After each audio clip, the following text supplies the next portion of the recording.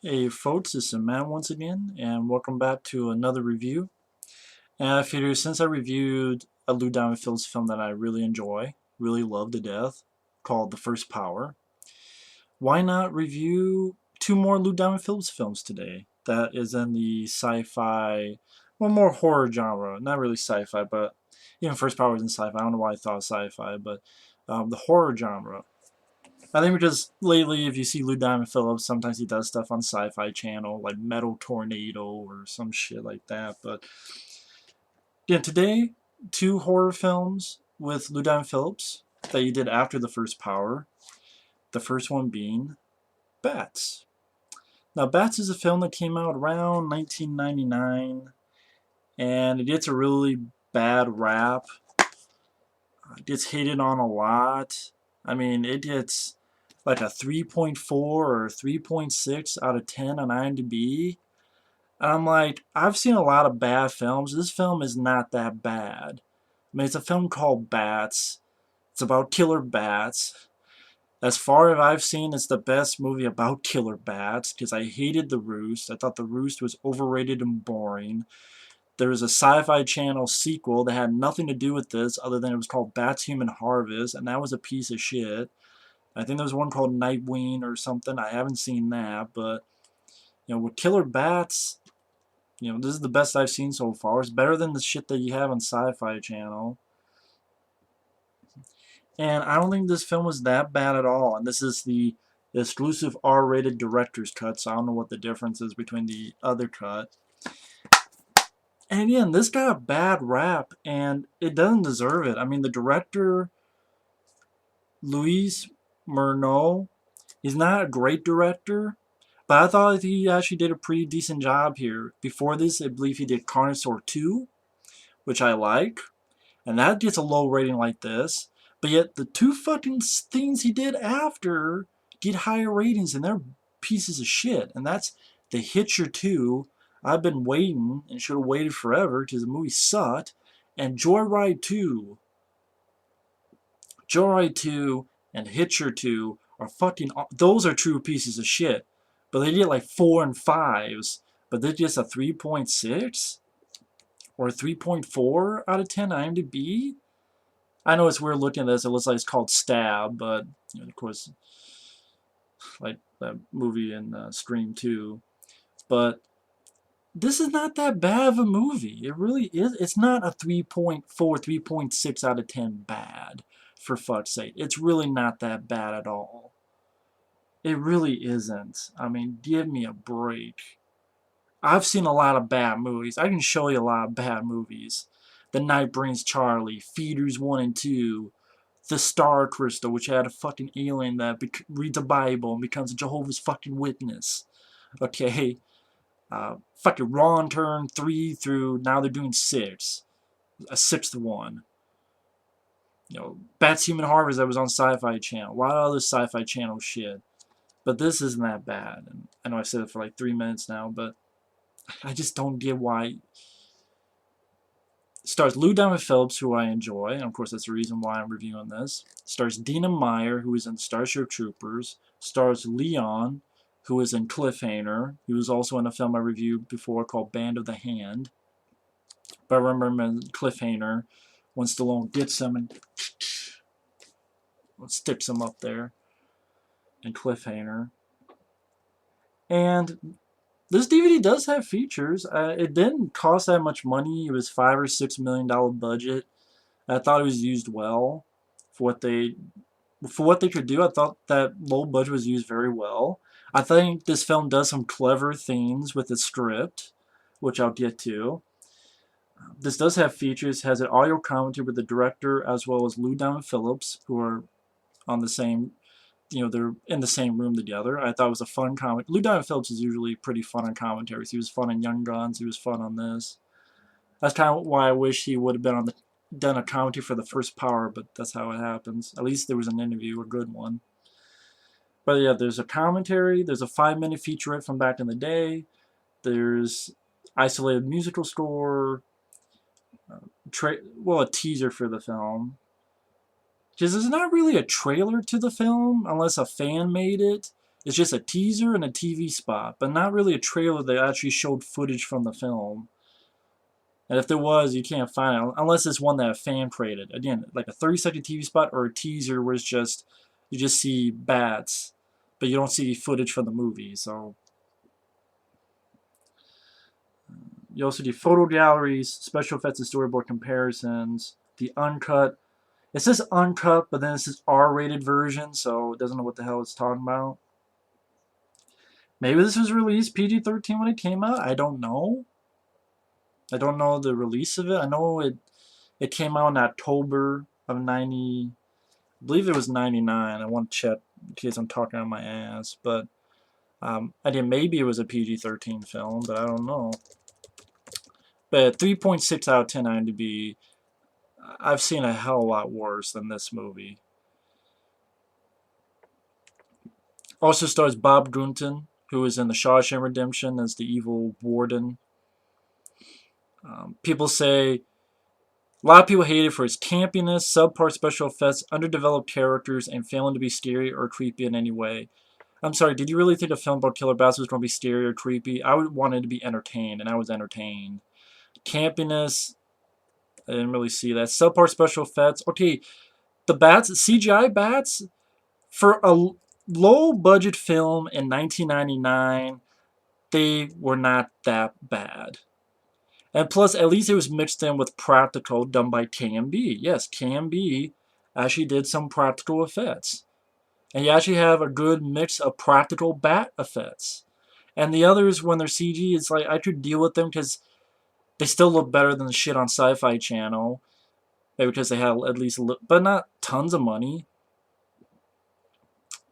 And I guess the film made about 10 million when it came out, so it wasn't like a flop.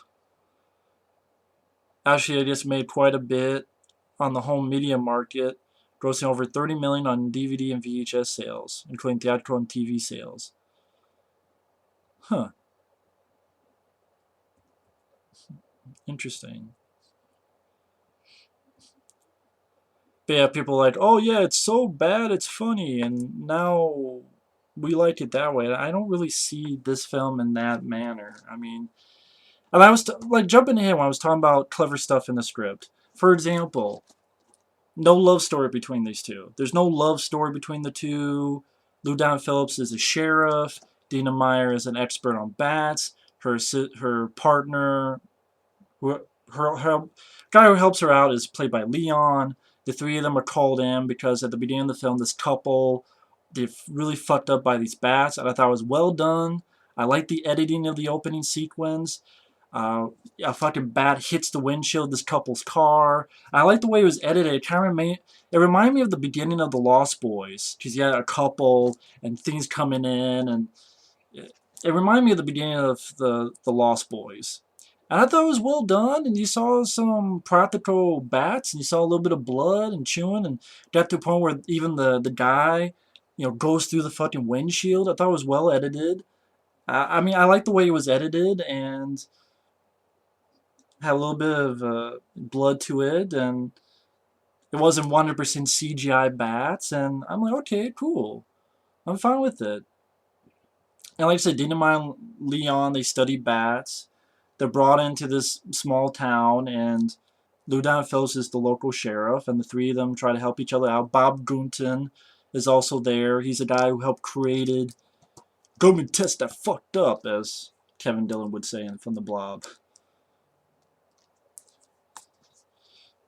That meteor was man-made. Okay, it wasn't a meteor, but I was just thinking of The Blob. Can't help it. But, and it's a very straightforward film. It's not that long of a film. It's 90 minutes total. That's with the end credits. I thought it went by at a quick pace. Again, some stuff with the script. Like I said, the fact that these two don't fall in love. There's no fucking sex scene or anything thrown in. Not that I wouldn't mind, because Dina Meyer's a good-looking girl, but it's like, hey, no time for love, Dr. Jones. They do a fun bit at the end where they take a bite out of the sequel bait ending. I know I give it away, but like a bat emerges, you think it's a sequel bait ending, but then without knowing, our three heroes run the bat over, and there's no sequel bait ending. I thought that was very clever. And there's some other stuff which I'll get into. But it was entertaining. It was fun. I thought it had some good practical. I like that they mixed practical KMB, that's Kurtzman, Nicotero, and Berger, KMB effects of practical creatures along with the CGI, which again for a very low budget $5-6 million film from 1999 is not that bad, and it's still actually either just as good or better than the shit today. At least it mixed it with practical, and at least I like the cast. At least it moved at a quick pace. At least, yeah, I can see why it's rated R. At least this one. It's not like buckets of gore, but I see some blood in there, which is fine. I thought the directing actually wasn't too bad. I actually think this is one of the director's best efforts in the directing chair. Because again, I thought Joyride 2 and The Hitcher 2 were god-awful. Carnosaur 2, I think, is a fun movie. I want to re-review the Carnosaur films one day, because I know those reviews are kind of not the greatest. At least in my opinion, the reviews I did. So I want to review those one day down the road. But this, um, I think it has some nice aerial shots of the sky, as if it was a bat point of view. But I thought he had some nice aerial shots to use the desert location well. Pretty much the couple find another dead body. They find out Bob Gunton did this. Did experiments on bats. Did experiments on 2 of them, and they escaped, or so you think. And later on, you find out otherwise. And yeah, I'm going to spoilers because it's a fucking film called Bats from 1999. No one else talks about the film. This is probably the only positive film, the positive review though you'll get for this film. So I'm going to talk about in depth because there's a little bit of defending for the film. Just I'm not saying this is the best movie and the greatest flick and it's a film about killer bats, but I think it was well done enough. And I'm not going to say it's like one of my top 100 favorite horror films of all time and shit, but 3.6 out of 10 is way too fucking low, and I don't get... I mean, you see Sci-Fi Channel films get higher ratings than this, and this is a hell of a lot better than that shit. Better than Joyride 2, which is like a 5 point something. Better than movies in today's age. But that's just my opinion. But, I like the sequence where Lou Diamond Phillips and Dina Meyer get attacked and they're in their vehicle.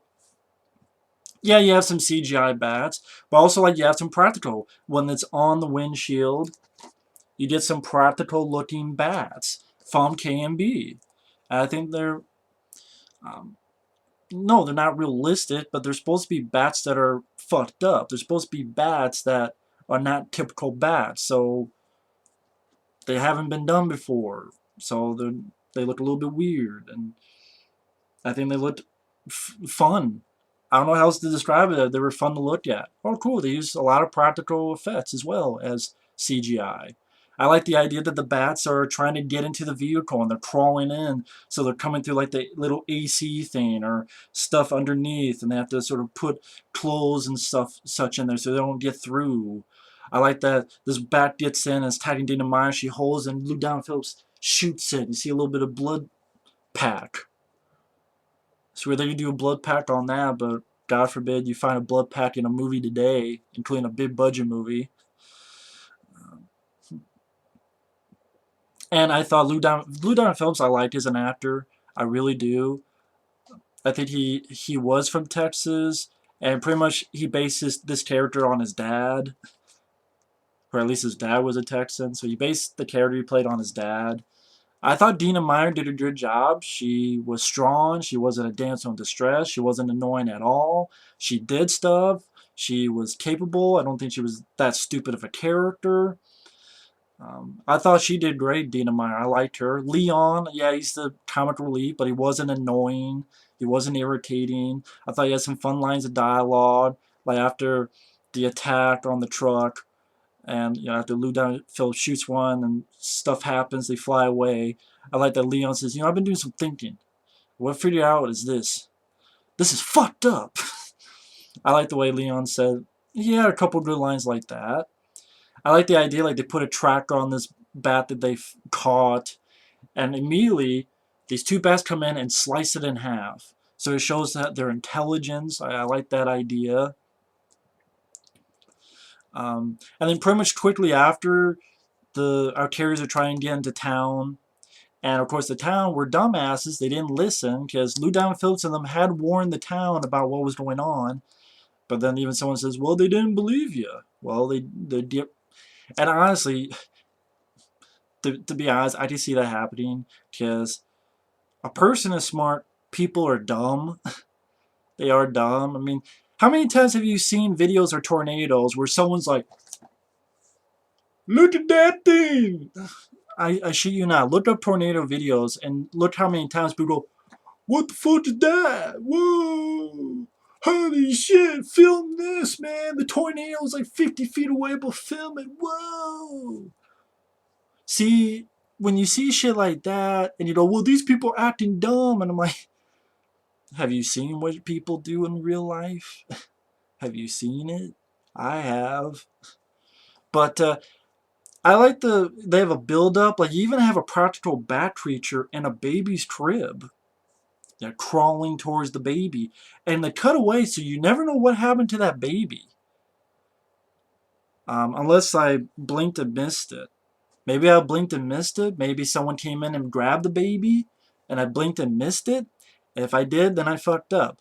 But for what I saw, I didn't see anyone grab the baby. And so the baby could have been dead or eaten up or something. Don't know what happened to the baby. I think the mom is outside and she's hanging some shit and she gets attacked. There's a cook guy who gets attacked. There's another guy who's eating at this diner, and you see a practical bat crawling and attacking him, fucking up his face, biting his neck. And you have this attack on the town, which the makers of the film, they say without a doubt it's their ode to the birds. It's definitely their ode to the birds. And, they admit that. I thought it was a well done scene. I thought it was actually, they used the budget well. You had cars crashing into telephone poles. You got this one car taking out the scaffolding that falls down, and you have practical car explosions. Lou Diamond Phillips gets with this woman under the car, and he's shooting bats. Dina Meyer is trying to help these people in this sort of grocery store, and is trying to get to the bat creature.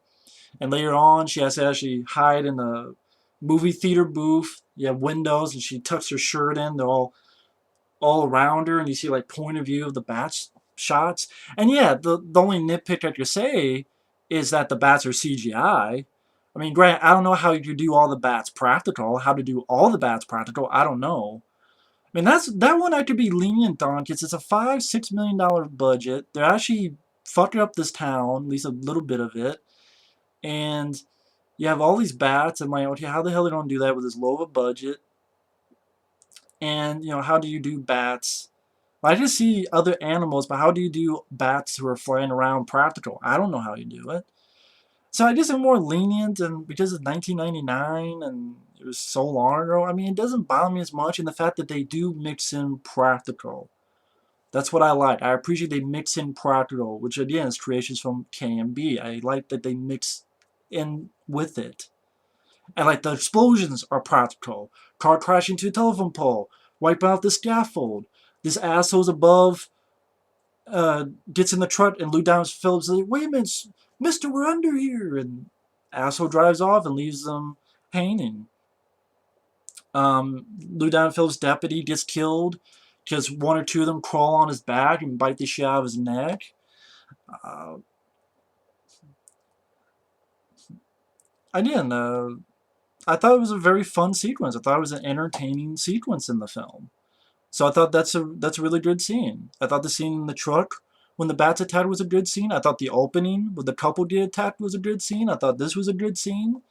I thought that Lou Diamond Phillips finds his deputy dead and he feels bad about it, but they don't overdo it. A guy saves Dina Meyer's character. I like the fact that when the guy dies, she feels bad. It's not over the top. It's not, to me, corny or campy. It's, oh my god, he saved my life. I like that she feels bad. And she feels sad that this one guy who was with them, he's the one who arrived in a helicopter to talk to Leon and Dina Meyer and to go to meet Lou Diamond Phillips. He was just hanging out with them, and Bob Gunton. He was just a guy hanging out with like glasses. and he tries to help Dina Meyer, and he gets killed by the bats. And I like the fact that she actually cares, and it's not like she does. You don't know how many movies I've seen where that happens, that kind of situation, and they never address it. They never bring it up. They never mention it. It's like, wow, this guy just saved your life, you bitch. But that's not the case here. I like that little bit. Might not seem much to anybody, but that teeny bit, I like that bit. Because it can go unnoticed in a lot of movies. Um, and pretty much just the day after, and I like the director himself. I like this aspect where he said he didn't want to have a lot of military sequences. He wanted to concentrate on our lead characters, which was another good idea. A lot, sometimes in these films, you'd have the military doing this, but it's like I want to have the military in it as less as possible and concentrate on these characters. I like that idea. I do. I like that idea. Makes sense to me. And pretty much they say we gotta figure out how to stop the bats before this time, because at sometime in the future the military is going to bomb the place, even though it probably won't. Dina Meyer and Leon say that's not going to really help. They're going to do it anyway, so they only have a limited amount of time. Leon's unsure if he wants to be a part of it, but he looks at Bob Gunton and goes, "Okay, if I see your bats, and I see his mouth twitch like this, or his eyes go like this, or like he might even look at me funny, I'm coming for you." So I thought Leon had a couple of fun moments. I mean, he's not the best, but I thought he was fine. I mean, he wasn't annoying to me, but he was the black comic relief. I've seen better, but I've seen a lot worse. A lot worse. And I like this scene coming up where they take over this school. I like that they set up this electrified fence all around. And plan is that the military help them find the roost where all the bats are at, and they're going to freeze them with this cooling unit, and they gotta wait for daylight. So the military unit puts it there. Of course, they do some dumbass things. They get themselves killed, but they put the coolant there for our ending of the film. But this was a good scene where I thought, well, pretty much Bob Gunton, of course, he's the evil scientist. He's an asshole. He brings the bats there somehow. Like he has some type of thing, echolocation type of thing. And then you find out that he released the bats on purpose, and he's an asshole, and he's crazy. And yeah, you could go into why the fuck would he do that, and you find a little bit of the weapons, and I'm like, really? Like, what the fuck would the military use bats for weapons? I know it's hard to swallow. That's what she said. I know it's hard to swallow. I know that, but I can let that go for a movie about killer bats. I can.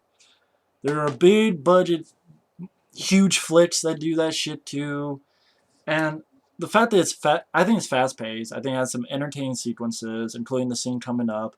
I think the cast do fine.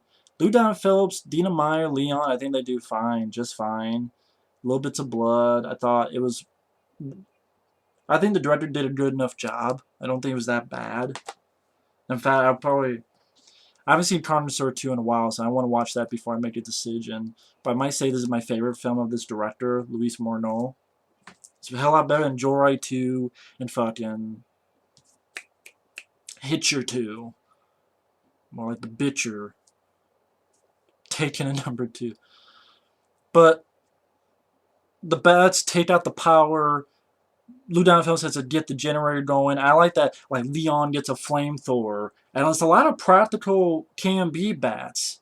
And he's like, "Hey, take this motherfucker!" and his flame-throwing bats. Before that, Dina Meyer's using a fire extinguisher to get them out of there because they don't like the cold, and they're doing certain stuff. Can you handle this motherfucker with a flamethrower?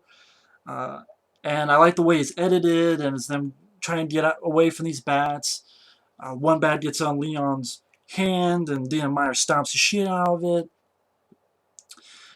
Lou Diamond Phillips gets the generator going and fries all the bats, and you have sparks going.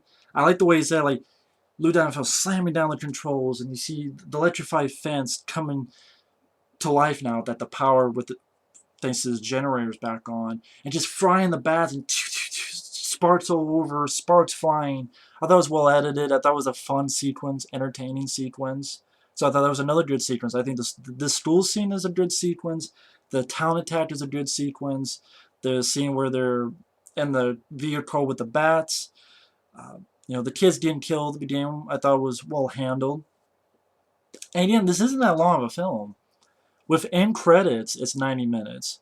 So without it, it's probably hour and 27, hour and 26 minutes. It's not that long of a movie. Bob Gunton is an idiot, goes out there. You see that his ear gets fucking bitten off. I mean, it's a quick shot, but you see his ears off, and then just scratched here, and his like throat gets cut or bit.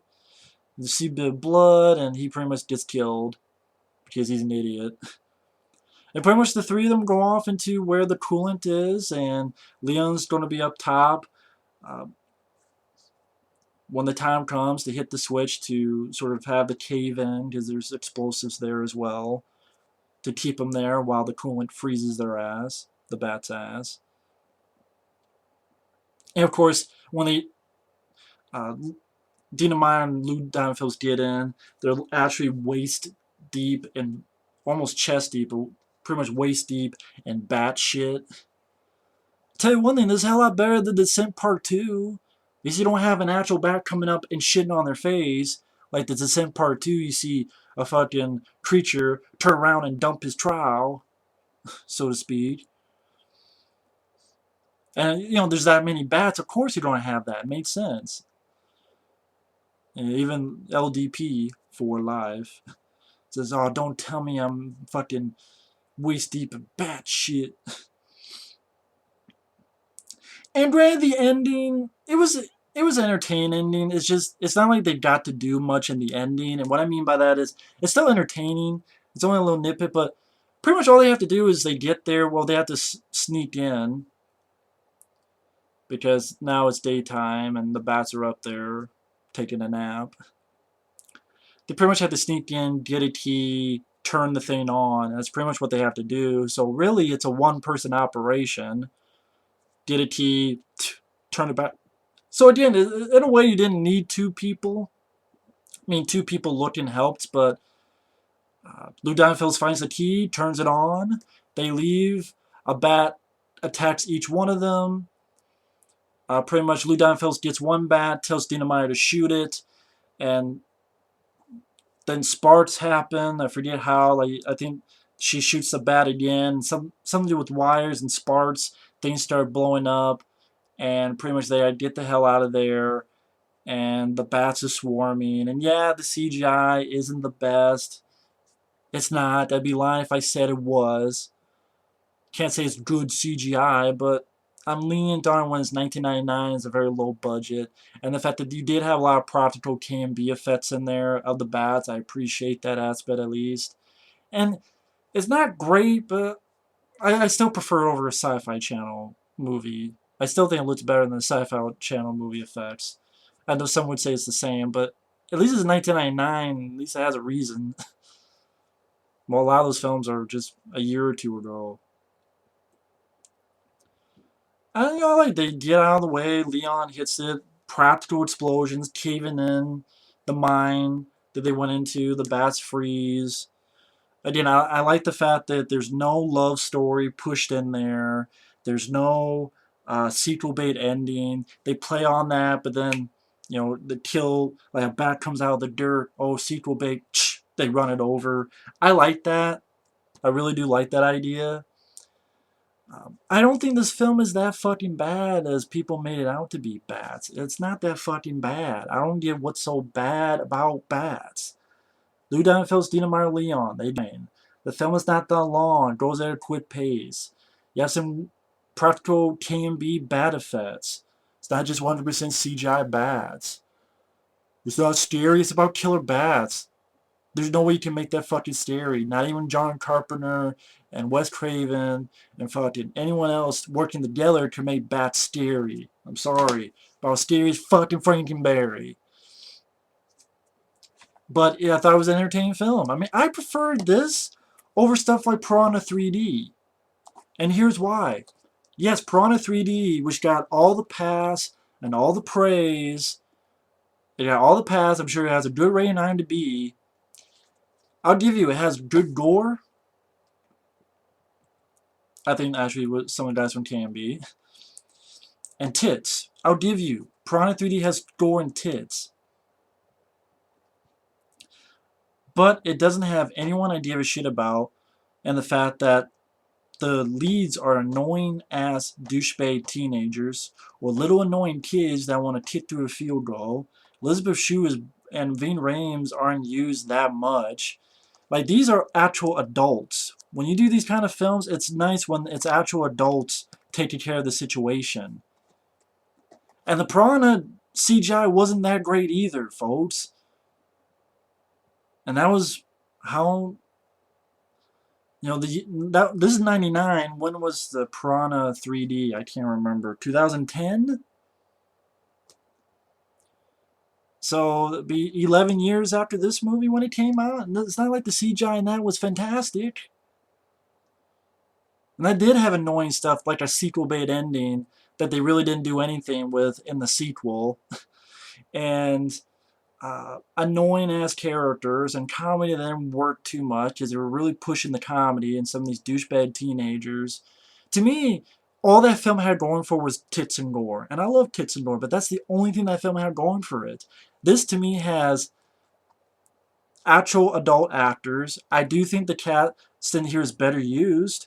Like, if Elizabeth Shue and Ving Rhames were used like these two were in Piranha 3D, they were the leads, and Ving Rhames was a sheriff, or even Elizabeth Shue was the sheriff and Ving Rhames was the deputy, and they were used like these two are used, and they were the main ones, and went at a quick pace, and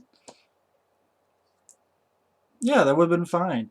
At least, again, some of those stuff, bits of cleverness in the script, and then you complain about the CGI. Well, Piranha 3D doesn't really have great CGI either, and that was, again, 11 years after this.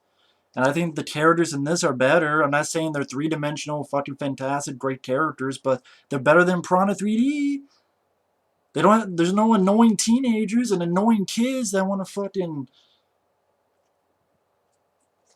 I don't know, sit them down and have them talk of how not to be fucking annoying. You can have kids in movies not be annoying. I've seen it done. Andy Barkley from Child's Play. There's a 1 and 2. Perfect example. But the kids in Piranha 3D were annoying, and the teenagers weren't that great either. Anyway. And really, all you had in that scene was the finale. But anyway, I mean, I didn't mean this to turn to a bash of Piranha 3D, but that film gets the pass and the praise, and it got a shitty sequel. But that got the pass and the praise and all that. But then this film gets a 3.6 and it gets the shaft. I don't agree with that at all. I like Bats more than Piranha 3D. Yeah, tits and gore are good, but tits and gore is, you need more in a movie. You do. I mean, it's a tits and gore reel. Okay, this to me, I think it's a better film. Again, it's not reinventing the wheel. I'm not going to say this is a fantastic, excellent, oh my god, this is the underrated gem. But I do feel it's underrated in the fact that it doesn't deserve that much crap. 3 points. That's why I wanted to review this, because I'm like, 3.6 is too fucking low. It's a killer Bats movie, and again, has a couple of good, entertaining action scenes. I think the budget was used well. You have some practical explosions, and Lou Diamond Phillips shooting bats with a gun, and Leon fucking them up with a flamethrower, and some KMB effects on the bats, and probably the gore as well. It's not a lot of gore, to be honest, but teeny bits, but it's nice. 1 or 2 decently gory after effects, like an autopsy scene, which isn't as bad as it sounds, but you do a little bit of stuff. I think it's a fun, entertaining movie, Bats. It's not that fucking bad of a movie. 3.6, IMDb, you can kiss my ass in my database. In my damn butt. Did I even IMDb? Yeah, in my damn butt. And in my damn buttocks. What's that IMDb can be? In my damn buttocks. and my damn boner. And what's that? Sperm on your face. Anyway, enough of that shit. Anyway, thanks for watching my review of bats. Thanks for watching. Take care. I don't know if I'm going to review this, upload this first, or I'm going to upload this first. But either way, today you're seeing 2 Lou Diamond Phillips films being reviewed that I think are pretty good. My favorite's still The First Power and then Young Guns, but I do enjoy these films a lot. But anyway, thanks for watching. Take care. Again, this is probably the only positive review you get for bats, but that's kind of why I like doing this kind of stuff. You know, for films that I think are not that bad. I watched this over Prometheus, I tell you that much. That's stupid shit. Oh, I'm smoking dope. I'm doping my... Oh, that's pretty. It looks like a dick. But Prometheus gets critical praise and box office hits. Give me a fucking break. Anyway, thanks for watching. Take care. Later.